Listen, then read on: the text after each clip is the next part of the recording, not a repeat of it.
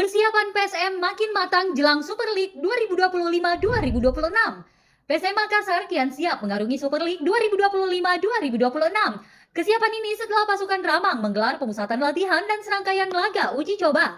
Selama pramusim, skuad asuhan Bernardo Tavares melakoni 5 uji coba. Pertama, melawan Persita Tangerang. Kemudian, tim Ayam Jantan dari Timur menjajal klub asal Liga Super Malaysia Kuching City FC. Skor 1-0 dengan kekalahan. Ketiga, giliran tim Championship 2025-2026 Garuda Yaksa FC yang diajak uji tanding. PSM Makassar menang dengan skor 3-0. Pertandingan uji coba keempat kembali melawan tim Championship 2025-2026 Adi Yaksa FC yang berakhir 1-1.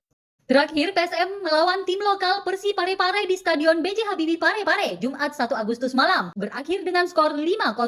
PSM Makassar sengaja menggelar latihan di Stadion B.J. Habibie Parepare agar pemain bisa cepat beradaptasi dengan rumput lapangan. Pemusatan latihan digelar selama 3 hari, mulai Rabu 30 Juli hingga 1 Agustus.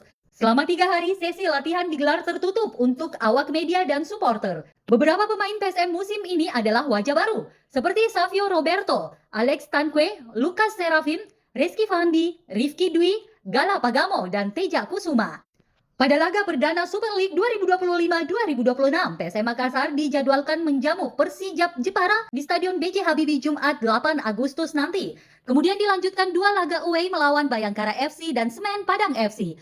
Laga di bulan Agustus ditutup dengan laga home melawan Persibaya Surabaya.